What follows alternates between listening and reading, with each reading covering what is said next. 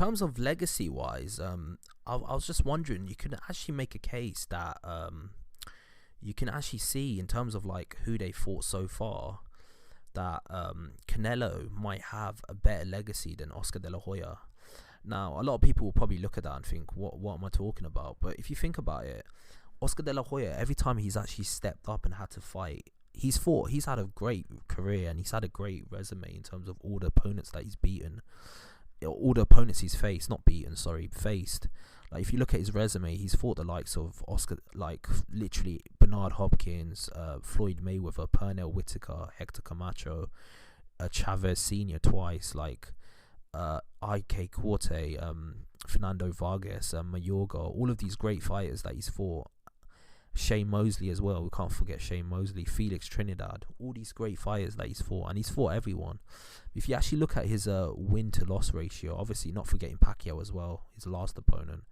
If you look at his win to loss ratio, most of the time he's stepped up and actually fought these guys. Even though it's admirable that he's actually fought them, he's actually lost to them. If you think about it, like each time he's had to step up, he's actually lost. Now, obviously the Felix Trinidad fight, most people consider that a robbery, and I think it was a robbery.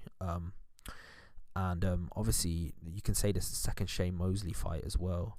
But there's other fights that he's won that could be said to be that should have been wins for the other opponent. If you look at his fight against Pernell Whitaker, a lot of people thought Pernell Whitaker won that fight. If you look at his fight against Felix Sturm, a lot of people thought Felix Sturm won that fight. So you can make a very strong case here in terms of like decisions. You can make a very strong case that Canelo might, in terms of their win-loss ratio, might have a better resume than Oscar De La Hoya overall, because the only person he's actually lost to is Floyd Mayweather. Apart from Floyd Mayweather, he's fought everyone and he's beaten them. And obviously, there have been contentious scorecards. Like a lot of people do think that he may have lost one or two of the Golovkin fights, but I think you can give it to him. Like he has actually beaten these guys. It's just the scorecards at times are just ridiculously in his favor. But can you make the case that he's actually strongly won them fights?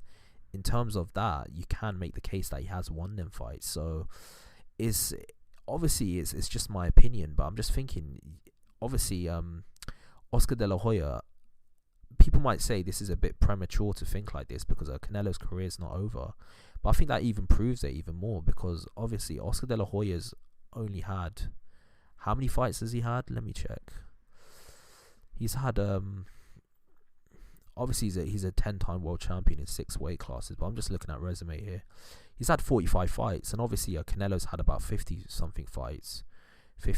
And the crazy thing is, Canelo's still in his early 30s, so he could easily surpass Oscar De La Hoya's career even more if he was to win the title against Caleb Plant and they go up to light heavyweight and beat the likes of Bivol and Bertabiev and all these other fighters on top of everything else that he's done. Then I think it's a open and shut case that he might have a better resume than Oscar De La Hoya, because Oscar De La Hoya, even though he fought all these opponents, he lost like most of the time. He stepped up and fought Bernard Hopkins, but he got stopped by a body shot. He did fight Floyd Mayweather, but he lost to him. He did fight Pacquiao, but he lost to him. Like he stepped up and he did fight these fights, but every time he had to step up, he did lose. Well, if you look at Canelo, every time he stepped up, and he has a stacked resume, he's won quite decisive.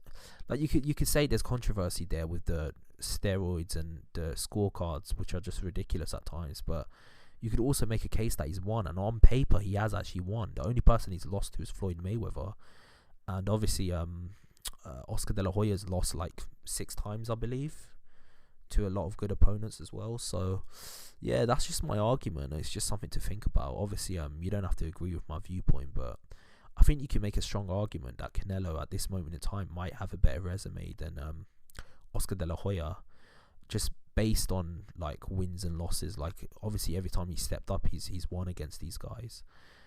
So yeah, that's just what I wanted to say. So tell me what you think below. Subscribe to my channel and obviously like this vid. So I've got a lot more coming your way. Peace out.